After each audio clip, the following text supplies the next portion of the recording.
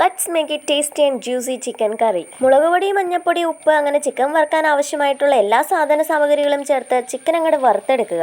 നന്നായി വറുത്ത് മുരിഞ്ഞു വരണമെന്നുള്ളവർക്ക് അങ്ങനെയാകാം. ഇനി പകുതി വേവ് മതി എന്നുള്ളവർക്ക് അങ്ങനെയും ആകാം. It's completely your own choice. ഞാനെന്തായാലും ഇത് നന്നായിട്ട് അങ്ങോട്ട് ഫ്രൈ ചെയ്തിട്ടുണ്ട്.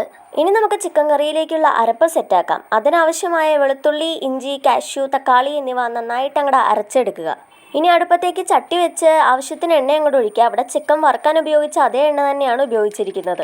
ഇനി ആ എണ്ണയിലേക്ക് ആവശ്യത്തിന് കടുക് ഇടുക. കടുക് പൊട്ടിയതിന് ശേഷം സ്ലൈസ് ചെയ്ത് വെച്ചിരിക്കുന്ന സബോള, പച്ചമുളക് എന്നിവ ഉപ്പ് ചേർത്ത് വഴറ്റിയെടുക്കാം. വഴണ്ട് പാകമാകുമ്പോൾ ഉണക്കമുളകും കറിവേപ്പിലയും ചേർക്കാം. അത് നന്നായി മിക്സ് ചെയ്തതിന് ശേഷം പൊടികൾ ചേർത്ത് തുടങ്ങാം.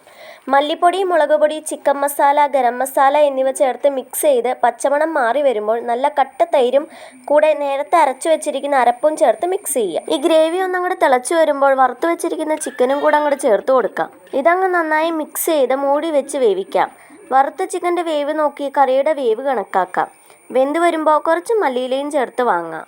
അപ്പോൾ ആവശ്യത്തിന് ഗ്രേവിയൊക്കെ ആയിട്ട് നല്ല സൂപ്പർ ഒരു ചിക്കൻ കറി ഇവിടെ റെഡി ആയിട്ടുണ്ട് കേട്ടോ.